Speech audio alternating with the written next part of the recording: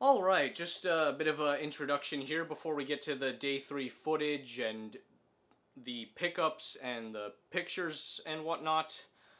Uh, yeah, this convention, it was a good time. It was, it was nice. Had lots of fun. Now, assuming you're watching this entire video, or even all the Anime North 2024 videos that I've put out, you're probably somebody who really enjoys watching convention videos, but I'm gonna just say this anyways. Go watch some more. Like, after you're done watching this video, go watch some more Anime North videos. Like, just just randomly look up Anime North 2011 on YouTube and browse for a bit. See if there are any interesting videos to you.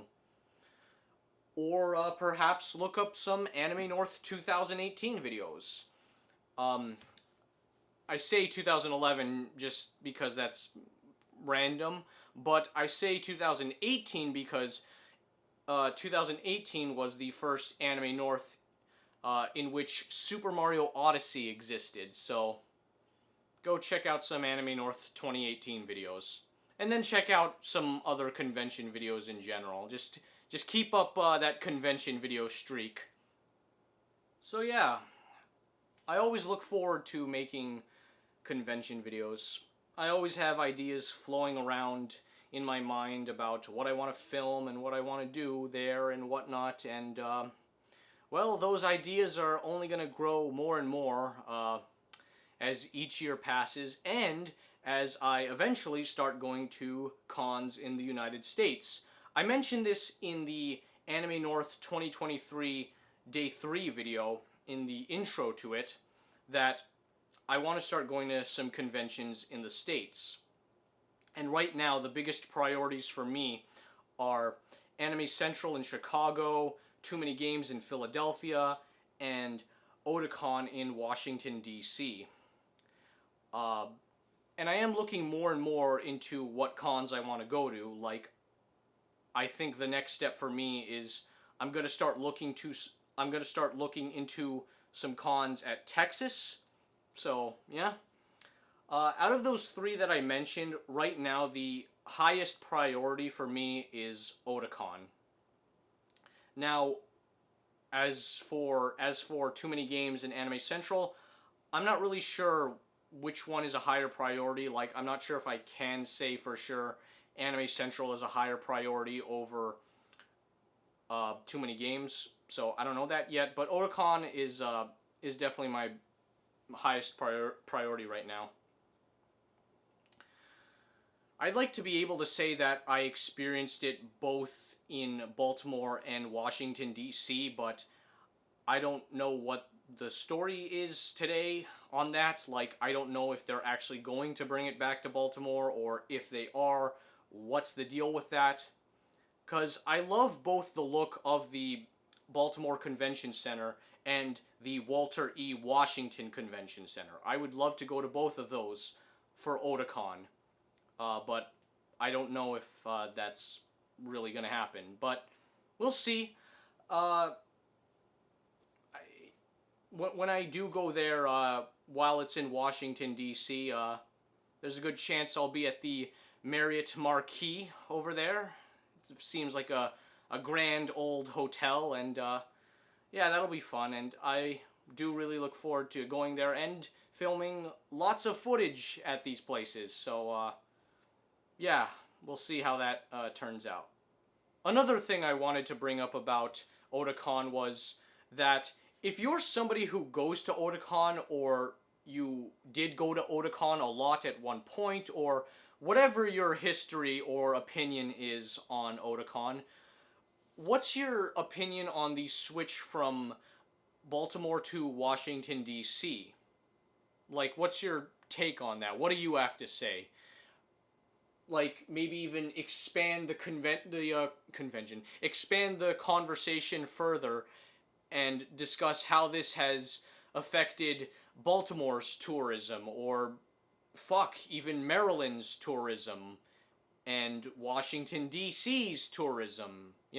Let's get that conversation going in the comments, or not. yeah. Right now, for any of these US cons, it would be just me and my brother going. There is a chance he might know a friend of his, or maybe even a couple friends of his, who would like to tag along, go to one of these places in the States. He said he might know like one person, maybe one or two people. I don't know.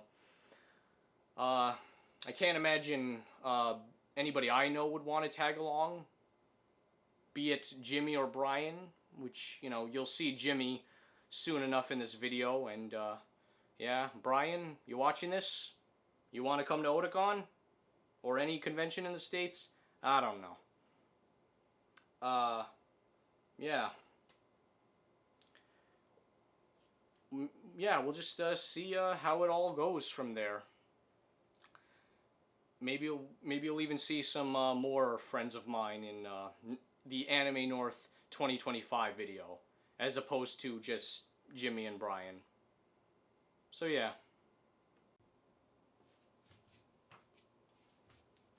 Check out this lemon pepper seasoning bottle. Yeah, I don't know.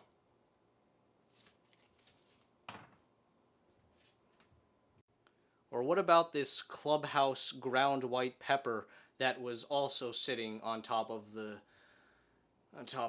stove there? Yeah, I don't know. I will leave it at that.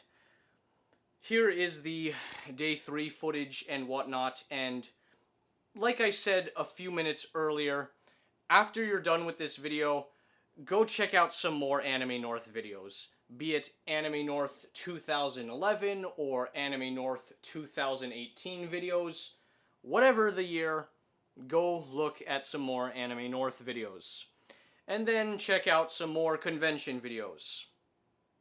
Of course, if you are watching this video, or even all the Anime North 2024 videos that I've put up, you probably already enjoy watching lots of convention videos anyways, but I'm going to remind you regardless.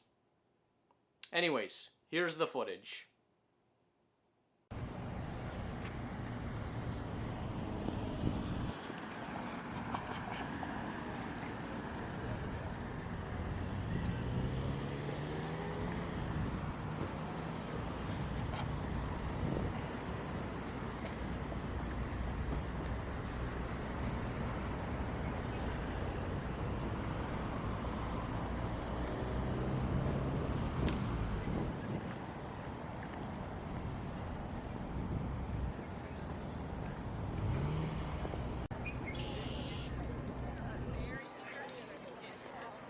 No pressure.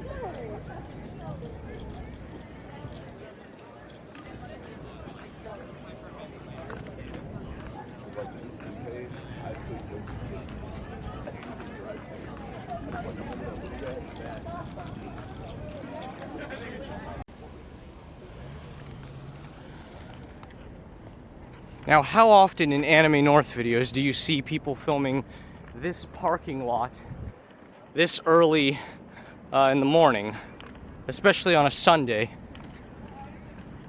Anyways, so I've got another 404's performance to attend to over in the Toronto Congress Center North Building over there. So, yeah.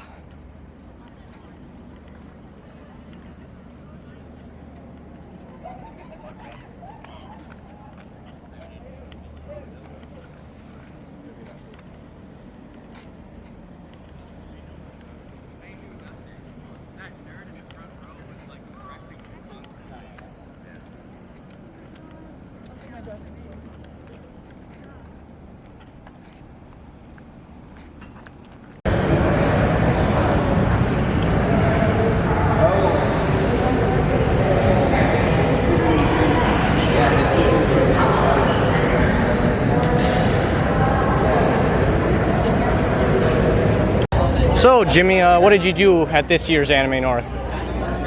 I missed 80% of it, to be honest, but... Were you here on Friday? Friday, very briefly at the end. like I'm talking like 11 p.m. or something. Right. Yeah. Jimmy, everyone. Alright, so just for fun, I wanted to take a look at some filming locations for 2 Anime North videos of the past. Specifically, this one is a video titled QWOP Cosplayer at Anime North 2013. If you don't remember what QWOP is, just Google it. It's that Flash game where you're that athletic Olympic runner with the crazy limbs and all that. The crazy limbs, yeah.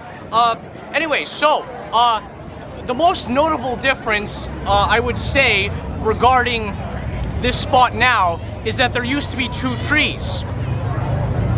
One of them is missing. And over here, that tree right there, the bottom branches are missing. Also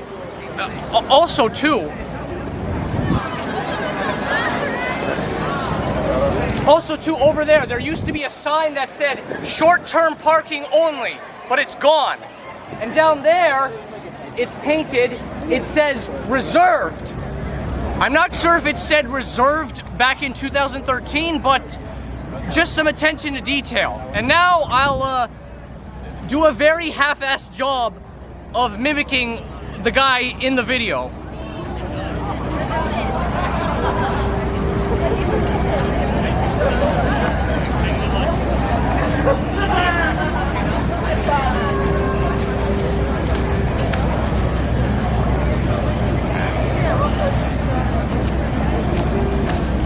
So yeah, check out QWOP Cosplayer at Anime North 2013 by ProTech Productions. And just for fun, here is my attempt at refilming one of the other few angles you saw in that video.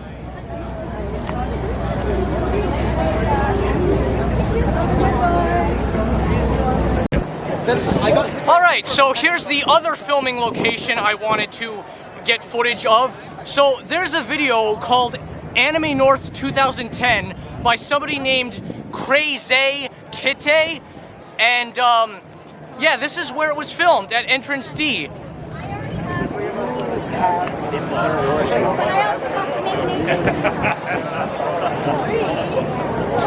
And, well, unlike the Anime North 2013 QWOP video, this place actually has changed a little bit. Like, for example, if we pan here one more time, there used to be a tent over that entrance, and that tent has been missing in action for many years now. There also used to be trees. Yeah, there used to be trees. I don't know where they went.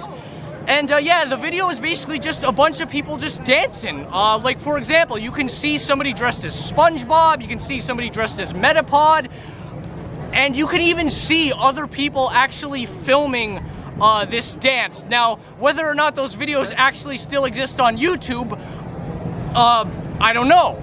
But just to give a really quick demonstration,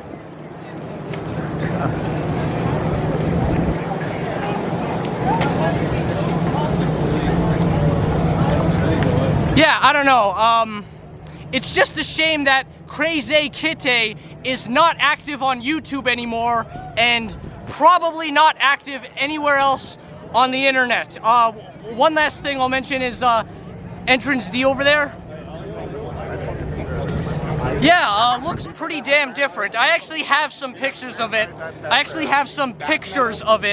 So you can get a better idea of what it looks like. But yeah, that's that. Cut.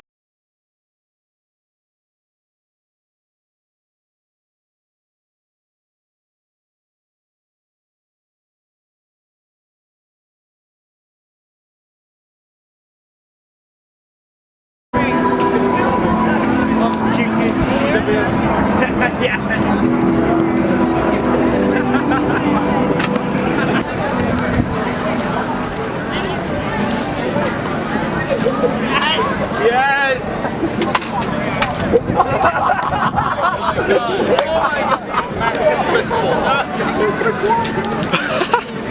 Nice.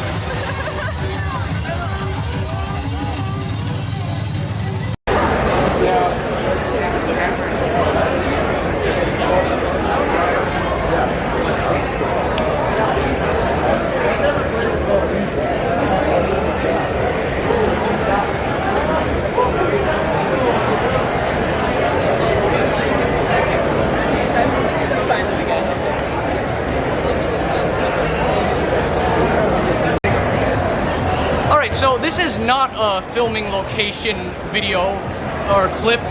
I'll restart, just whatever.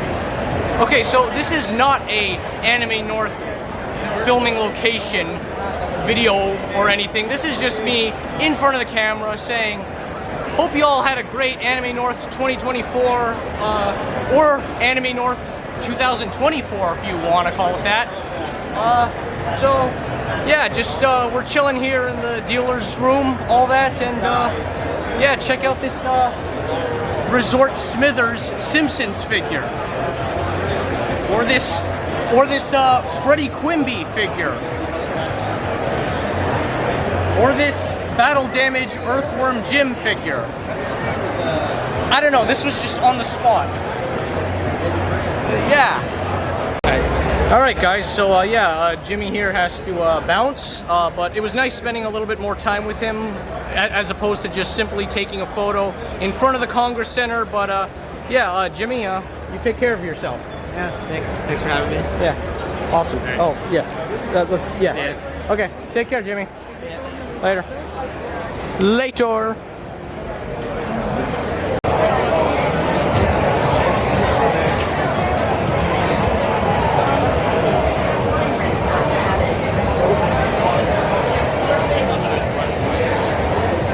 Limited ones, I'll tell you.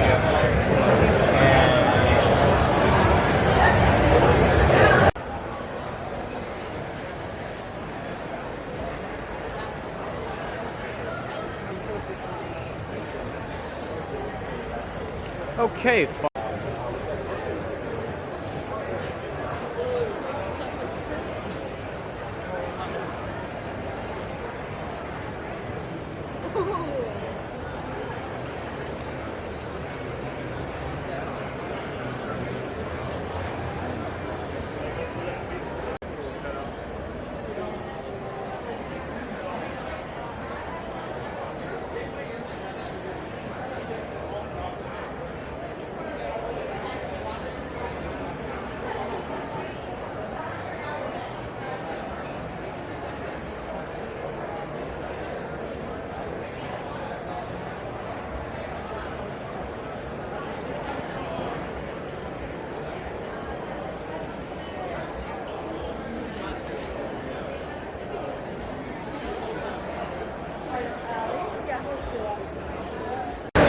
This is the area where I first encountered Brian last year, right by the ATMs, and yeah. We took a photo around here too, so that's cool.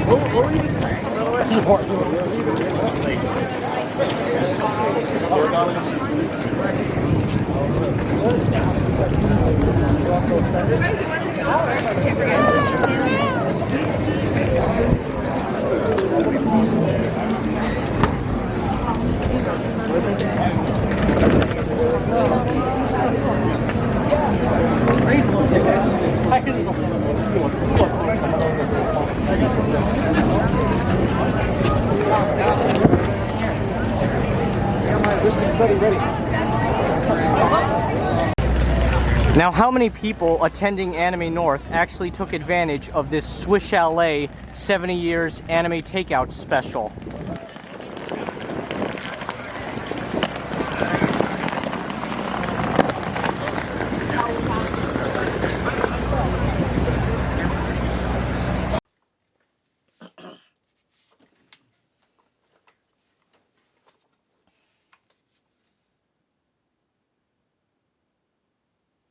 Check out this fancy ass keyboard here. That was not in last year's video.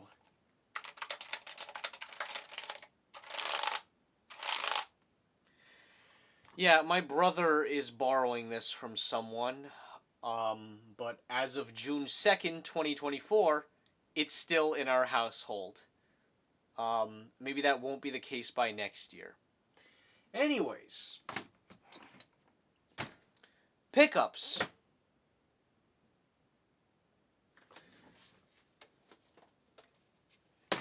Here they are. Yeah,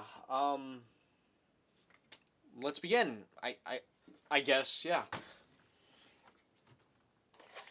Shadowgate 64 Trials of the Four Towers for the Nintendo 64 DD.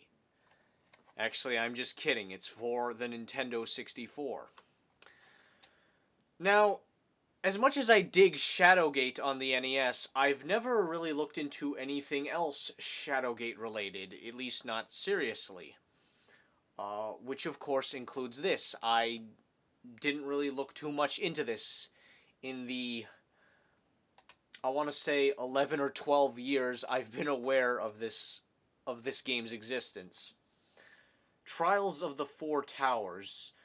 You mean like the four towers surrounding that one castle tower in Super Mario 64? You know, the wing cap area where you go and you ground pound the fucking...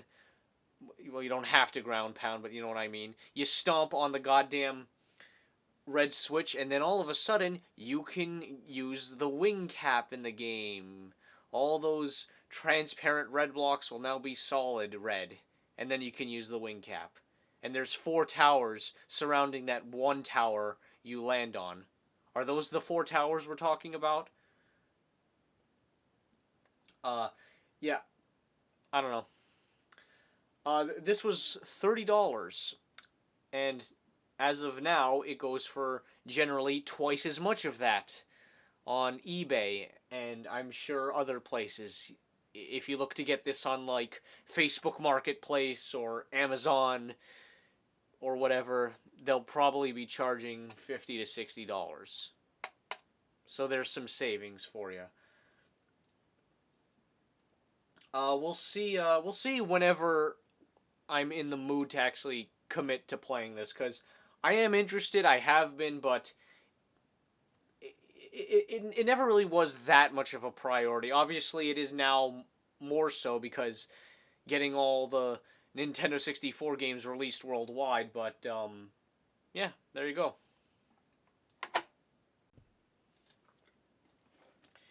Here we have Hercules: The Legendary Journeys for the N64. This is my 284th N64 game. Yeah, based off of the show. It's an action-adventure game, and it's cool that the game is the size of game that it is, I guess. Like, could you imagine if Xena Warrior Princess on the N64 was an action-adventure game and Hercules was a 3D fighting game? Just some food for thought.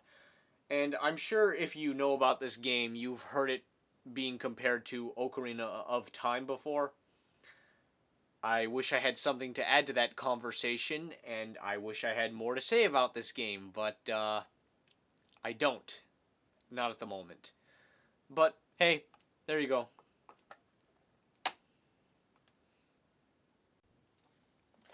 Danny Sullivan's Indie Heat for the NES, a completely unnecessary podcast classic. It's a top-down racing game in the realm of Super Off-Road, and it's also a 4-player NES game, and I'm always in the market for 4-player NES games because I want to experience all of them in 4-player mode. That also includes all the 4-player Famicom games. I played this for a little bit, and yeah, it seems amusing enough. Cost me $55 fucking dollars. Can you see that? Yeah. Puss in Boots, Perro's Great Adventure. This game came out for the Famicom in 1986 and in 1990 in North America for the NES. So, yeah. Doing some research on NES games to beat, this one was one that amused me because it just seemed short and simple enough to beat. And yeah, it is. I did beat this game. I'm sure if you're going to attempt to beat this game, you're very likely going to lose all of your continues trying to figure out the final boss because it's kind of jank. But once you figure it out, you'll see, okay, alright, this isn't too bad. It still is jank, but it's not too bad. Yeah, it's just, one of those early, low-budget, third-party Famicom games that managed to make its way over to North America. So, yeah. Motocross Mania 2 on the PlayStation 1. I have had the first Motocross Mania and the third one for a decent amount of time, so I picked this up because I wanted to complete the trilogy. This game came out in 2003. Yeah, pretty damn late for PlayStation 1. I almost wonder if they were working on this, like, way sooner. Like, did they start development for this in maybe, like, very early 2001? But then again, like, how long would it have taken to make? Probably not 2 whole years, unless maybe they made it in like 2001 and then forgot about it, and then we're like, oh shit, we gotta release this. I can't believe we forgot we made a fucking sequel. I don't know. I'm just making shit up. I don't know. WarioWare Touched on the DS. I've been getting more and more into the WarioWare games, and this is the one I wanted to get next. Tap, rub, slice. You can't keep your hands off it. That's what the back of the box says.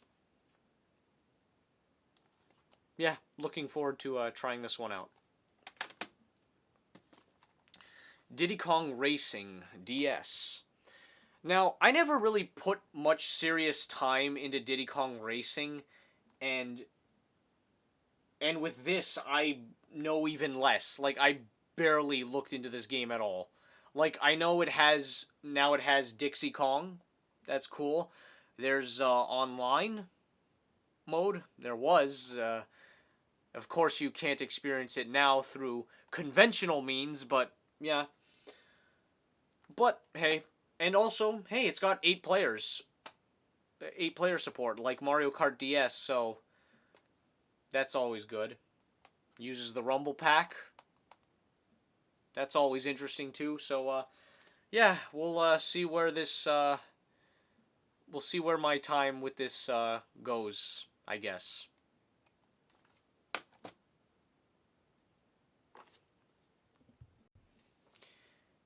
And here we have not 1, but 2 PlayStation 5 games. Here is Sonic Superstars. The vendor wanted $40 for it. I handed him $35 in cash, and I said, "Can we do 35?" He said yes. Yeah, so this game, it gets announced. I'm like, okay, this seems interesting. Didn't really look into it at all leading up to release. It gets released, and I hear that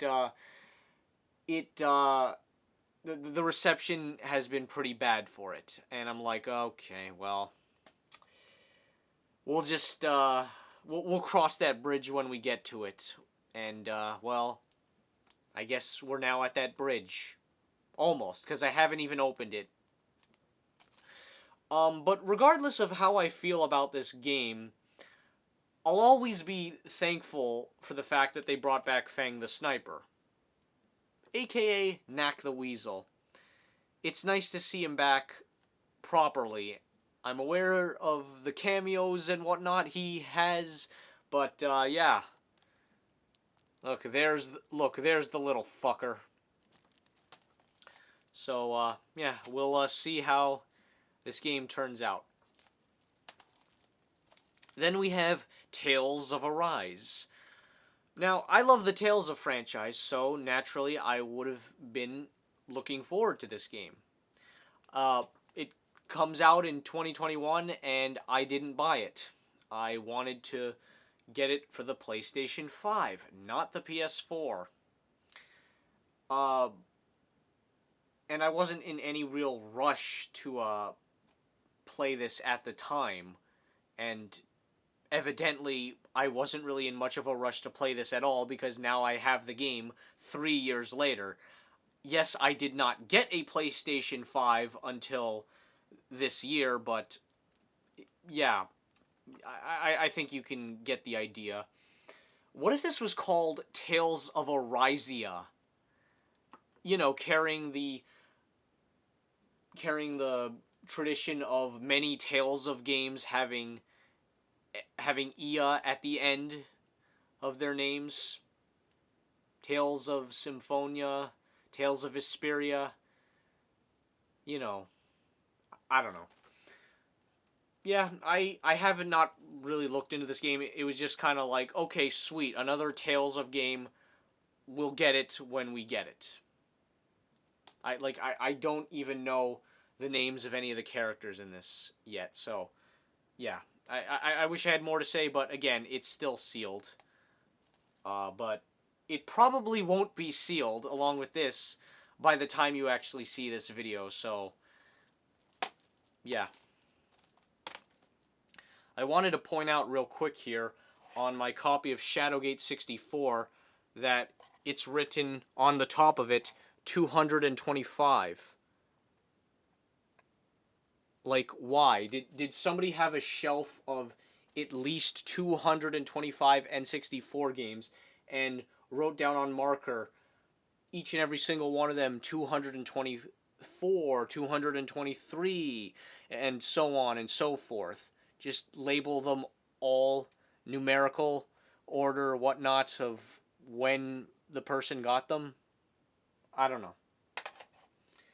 Anyways, so here is the game that is now officially the game I have spent the most money on, like, ever, for a single game.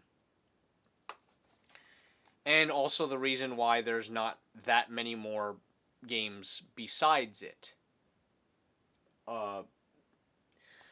Skies of Arcadia Legends for the GameCube.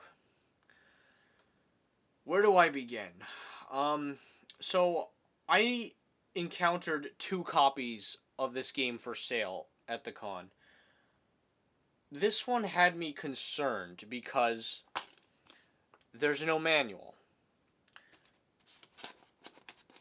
Here is the business card of the vendor I bought it from. I'm sure I'll take pictures of it, but yeah.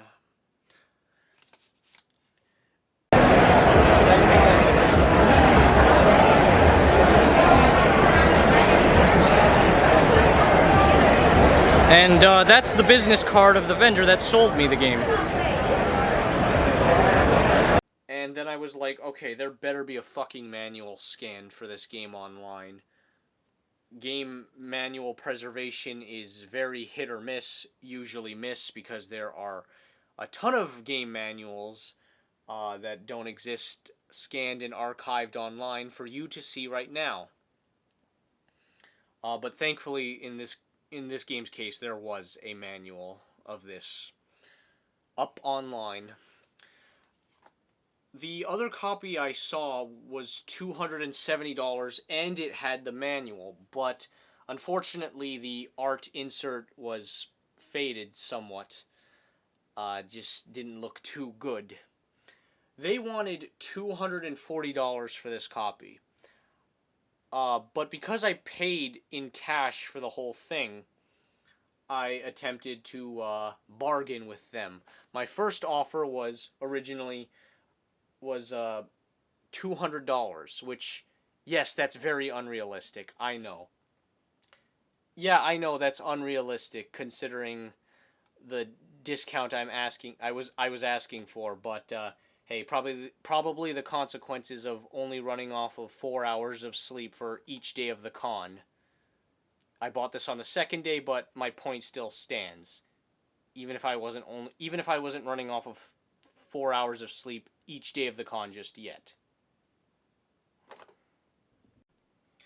So then I offered $220, and the lady there counter-offered with $225, and I went with that.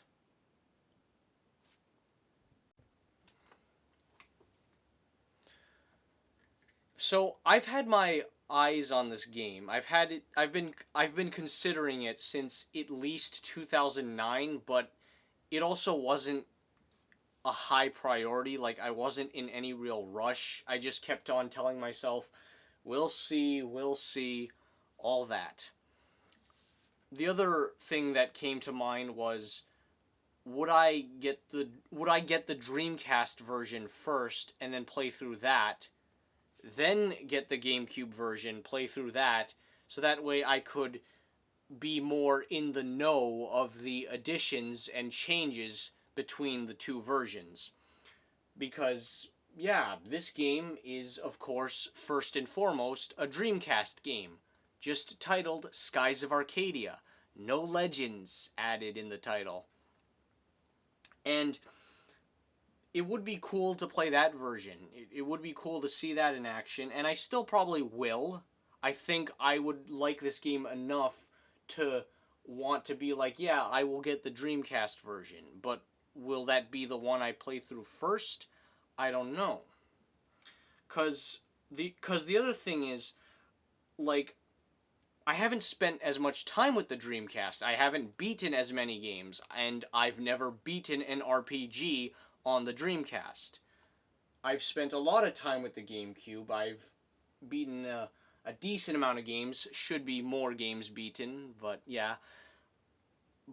But this is the one that has more content, so yeah, I guess given the situation, this is the one I'm going to play through first, see all the details. This game just looks cool. I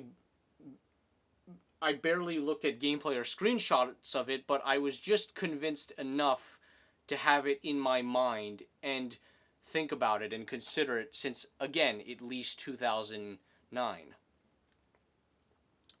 In those days of GameCube research, like 2009, 2010, 2011, my early days of GameCube research, one thing I would often do is watch other people's GameCube collection videos. And I remember seeing this game in more collections than I would have assumed, because, yeah, this game is fucking uncommon. Be it on the GameCube or the Dreamcast, this game is both uncommon and expensive. So, yeah, needless to say, really happy to have it, and I look forward to trying it out. So, yeah. And then we have Amped 3 for the Xbox 360. In a similar case, like with Motocross Mania 2 here on the PlayStation 1, this was a case where I wanted to complete the trilogy. I wanted to complete the Amped trilogy. So yeah, I got 2 trilogies completed at this year's Anime North. I wish I had more to say about either of the games, but I don't right now. Though I will say it's much more likely that I'm going to put the time into beating Amped games than I am any of the games in the Motocross Mania series. So, yeah.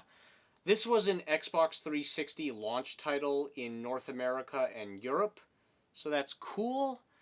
It's just cool. It's just cool in general to own 2005 Xbox 360 games. Yeah. Those are the games I bought at Anime North 2024 or Anime North 2024.